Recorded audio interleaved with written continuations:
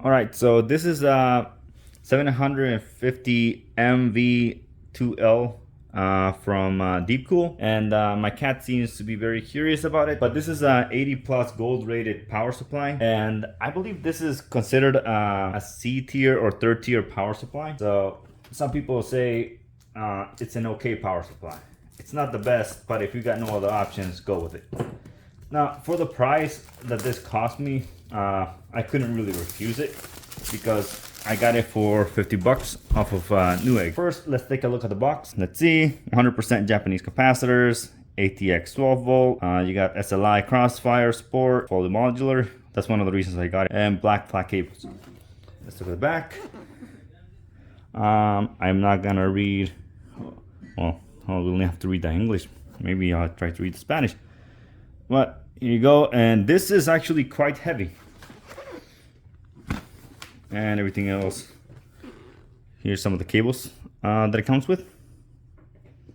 Comes with, comes with SATA, the ATX 24 pin, has the PCI cables, and let's open this up. All right, nice packaging, similar to the EVGA platinum power supply that I opened up. All right, all the cables come in this bag, very similar.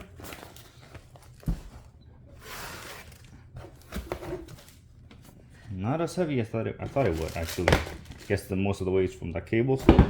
Comes with zip ties. Let's see, let's have a look inside. I mean, looks like a little backpack, you know, the ones that you would just use for your gym clothes. Here's the power supply.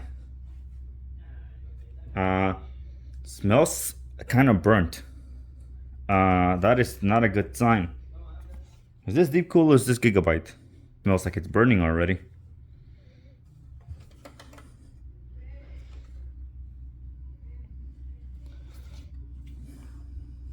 Technically speaking, you could use a 3080 with this power supply.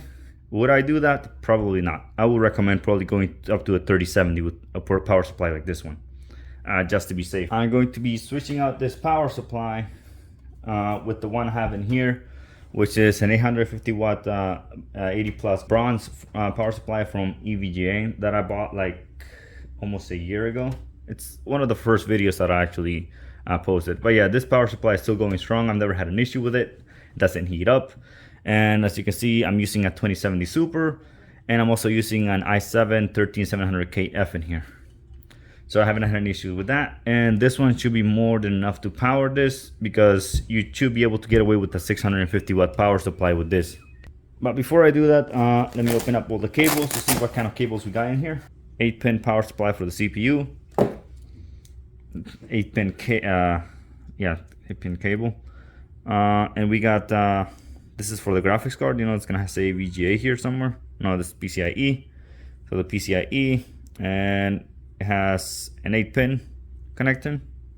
Well, actually, 2 8-pin connections. So as you can see with my current graphics card, I have 2 connected right here. The way this is set up, it's 1 6 and 1 8. So I will not be using too many cables anymore. I'll just be needing one. But I'm still concerned that this thing smells like it's burnt. This is for the power for the motherboard, I believe. Yeah, so this is the power of the motherboard. 20 plus 4. As you can see right here. This is another for the CPU. This is for Molex. Wait, what?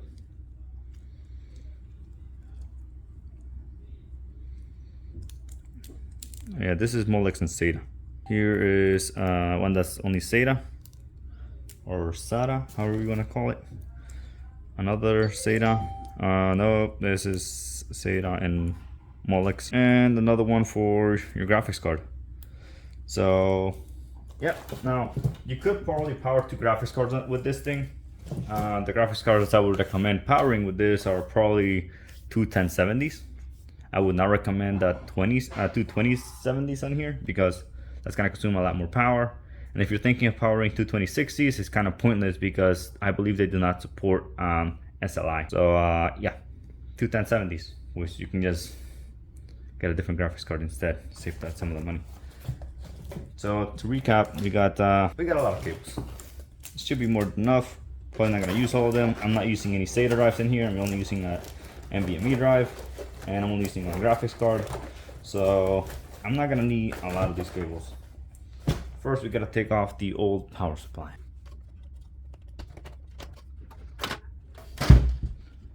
I really do not want to show what the back of my PC looks like because it's a complete mess.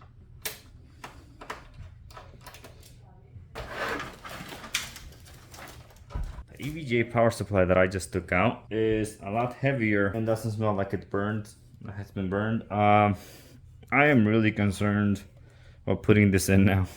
The components on this thing were not cheap, and I'm scared of trusting this thing now. Well, I'm gonna still put it in, and if my PC burns down, then don't be surprised if you don't see me uploading videos from that point on forward.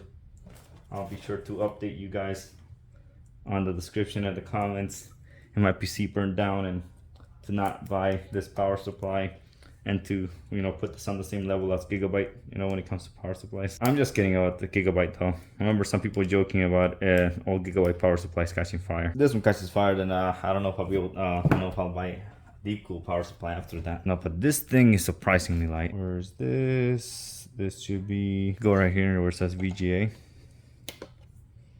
It's not labeled or anything. It says PCIe. We need one of these. We're gonna be using the two CPUs because this one requires two 8-pin CPU connections. Plugging it into the wrong one. Hopefully my editor takes that out and it's not a complete jerk like it was in the previous video. VGA/CPU. What? Some other power supplies were a bit more simpler than this, unless I missed. No, this is how it's supposed to be, I believe. It all goes to this one cable. This is the first time I'm doing this. I am not a trained professional by any means. How are you supposed to connect this? This seems extremely annoying.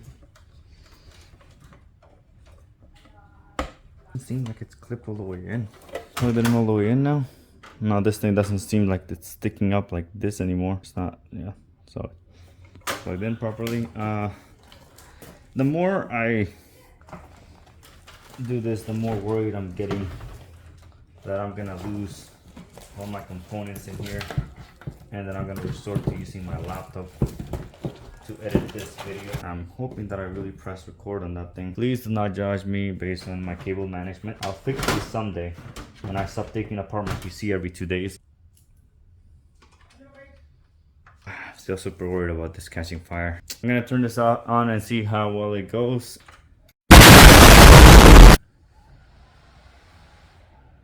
All right, it seems to everything be working now. All the fans seem to be on.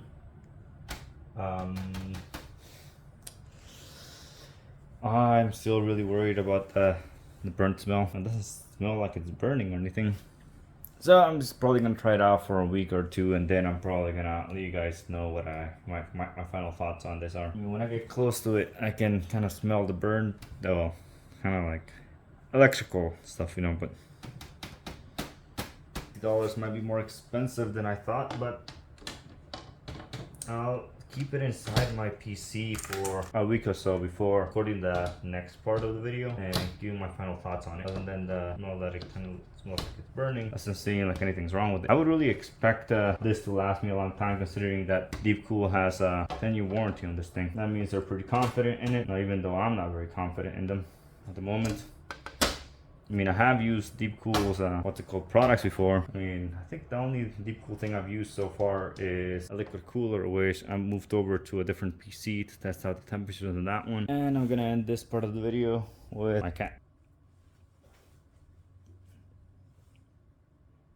Okay, so this is like the second or third day of using the power supply from Deepcool. I'm trying to edit the first video, as you can see, and started making a high-pitched noise. Like, I wasn't very confident of the power supply to begin with.